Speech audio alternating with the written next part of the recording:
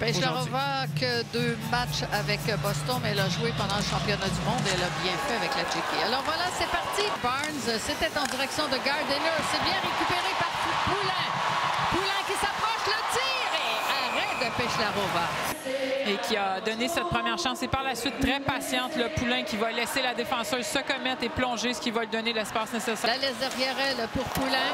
Poulin qui se faufile bien. Passe pour Gardiner. Gardiner, oh, la rondelle qui a été déviée juste au dernier instant. On va voir d'abord cette entrée de zone là, de Poulin en vitesse qui lui a permis de battre la défensive de Boston. La rondelle qui a raté tout juste la cible. Oui, ça a commencé là. Dans l'enclave alors que Stacey s'amenait. Ce sera plutôt l'affaire de Boston avec la montée de Bilka et arrêt de Devian. Et on va revoir la chance qui vient d'elle ici. Keeple qui manque son approche. C'est ce qui lui permet de couper au centre et de prendre cet espace. Heureusement, on était en surnombre défensif tout de même du côté de Montréal. Bien finalement sur Tapani avec Morin. Passe à Tapani. Le tir et le... Oh! Ça a touché le poteau. Ben, c'est Tapani à la ligne bleue. Morin jusqu'à Bilka. Le tir, la rondelle qui a été reprise du bout du bâton. Gros tir de Adjia. Boston qui s'installe avec Adjia. La passe sur Rattray. Rattray avec le disque derrière Adjia qui a complètement raté le retour. Elle a utilisé son physique, mais pas de la bonne façon, alors qu'on revoit là, cette dernière chance de Boston en zone offensive. Rondelle qui a dévié à plusieurs reprises. Rattray, là, habile pour amener la rondelle sur son revers, justement, pour trouver l'espace. Et ce troisième tri. Borin écarte derrière. Il se referme devant Barnes. Le tir sur réception. La rondelle qui échappe. Oh, et la rondelle qui a touché le but! Montréal qui prend le devant en supériorité numérique. Alors, on va revoir ici Barnes qui va glisser la rondelle pour Boulier. On sait qu'elle a un excellent lancer, décoche rapidement.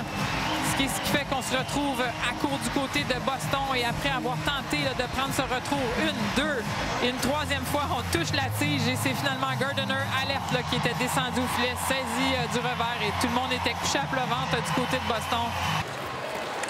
Et ça a été repris par Grant Mantis avec Dalton. La passe devant, le tir qui a été arrêté. Mais on en a eu un là, immédiatement sur la première transition de Montréal en zone neutre. Un beau passé bas de Mantis qui a réussi à gagner le côté offensif.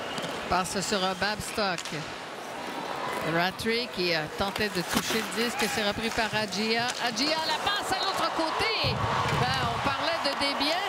Voilà qu'elle est sollicitée en ce début de troisième. On revoit Adjia ici qui réussit à prendre le contact et quand même réussir sa passe. Et c'est sa collègue Babstock ici qui réussit ce tir. À la ligne bleue, Wilgren. Laissez passer Murphy. Murphy qui a tiré le but! Un tir parfait au ras de la glace. En présence devant le filet, ça faisait suite à une récupération de rondelle après l'entrée de zone. Alors, on a mis un peu de temps à s'ajouter du côté de Boston pour venir dans cette ligne de tir. Murphy qui l'a bien vu. Il a décoché un tir qui a semblé là, prendre par surprise la gardienne Pechlarova. Mais sans doute dérangé par la présence de Dubois également. Oh, voici la passe devant. C'était un tir intéressant là, qui venait de la part de Craig. On va revoir la chance de Montréal avant que cette pénalité survienne sur une descente d'O'Neill qui utilise bien sa vitesse, repère. Et ce sera Rattray. 18 secondes à la pénalité. On est à l'attaque. Et le but qui a bougé de ses ancrages au moment où la rondelle pénétrait. Même sortait de ses ancrages. On revoit comment ça s'est passé. On a réussi à déborder au niveau de Keeple. D'ailleurs, c'est un choix un peu particulier en fin d'avantage numérique de se retrouver avec Laskova et Keeple sur la glace. Un tir qui va passer sous le bras. Là. En fait, elle stoppe la rondelle une première fois et la rondelle va passer sous le bras. Et c'est Brandt là, qui, dans sa chute, emmène le filet avec elle. Alors peut-être de cet angle, on va voir à quel moment la rondelle entre. J'attends de voir à qui va-t-on accorder le but. C'est Brandt. C'est elle aussi qui avait percuté. Attention, et le but! Et bien voilà comment un match bascule soudainement. Tout d'abord, un but, le but de Brandt qui est marqué en infériorité numérique. Et puis ce tir solide de Bilka. Oui, et à nouveau, j'aime pas trop m'acharner sur une joueuse, mais On retourne à nouveau avec Keepo. Et c'est Poulin avec le disque. Poulin toujours passe à Stacey. Oh, qui ramenait du côté de Poulin. C'était intéressant. Par contre, attention à la contre-attaque avec Keller.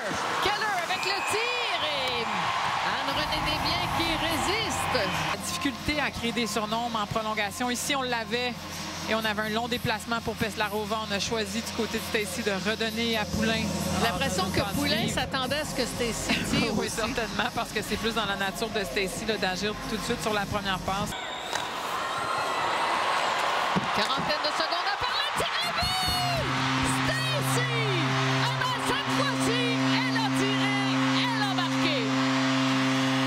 Suite à une action extraordinaire de Poulin, regardez-le battre sa couverture à 1 contre 1 et réussir à rejoindre Stacey.